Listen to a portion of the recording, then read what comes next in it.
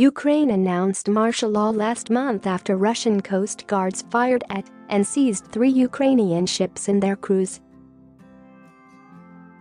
The 24 seamen still remain in Russian custody. Today, right now, the martial law ends, Ukrainian President Petro Poroshenko said during a live-streamed National Security and Defense Council meeting in Kiev today. He explained that his decision was based on analysis of all the components of the security situation in the country. The seizing of Ukrainian ships was another episode in the long-simmering conflict between the two countries that started in 2014 with Russia's annexation of the Crimean Peninsula from Ukraine. Poroshenko's martial law was widely seen as an attempt by the unpopular leader to score political points ahead of next year's presidential election.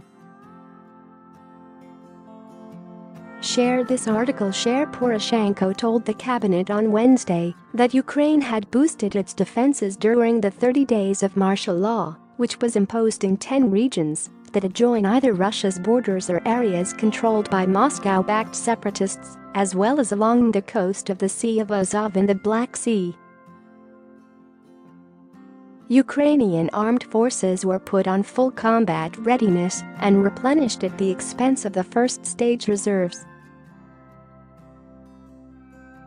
Kiev also banned Russian men aged 16-60 from entering the country. The entry was restricted for about 1,650 male citizens of Russia since November 30, the border service said Wednesday. Relations between Moscow and Kiev have deteriorated since a pro-Western government came to power after the 2014 revolt against a pro-Russian leader, Moscow's annexation of the Crimea and the outbreak of war in eastern Ukraine.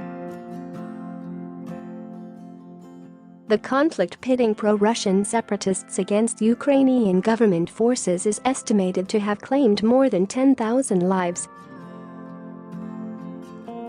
After a maritime conflict with Moscow in the Black Sea in late November, Poroshenko accused Russia of having sharply raised its military presence on the border, with Ukraine warning of the threat of full-scale war. On Wednesday, Ukrainian president announced the new sanctions against those involved in the aggression against Ukrainian ships. Poroshenko said a draft decision on the application of sanctions was included in the agenda of the meeting. As we see the political support and participation of the State Duma in this process, a large number of State Duma deputies are included in the sanction list, he stated, referring to the Russian parliament. Poroshenko also said that one of the reasons to end the martial law was the presidential election that is scheduled for March 31. Campaigning and elections are banned under martial law, he explained. Previously, critics attacked the acting president, saying that he used the incident in the Sea of Azov and the martial law to improve his ratings.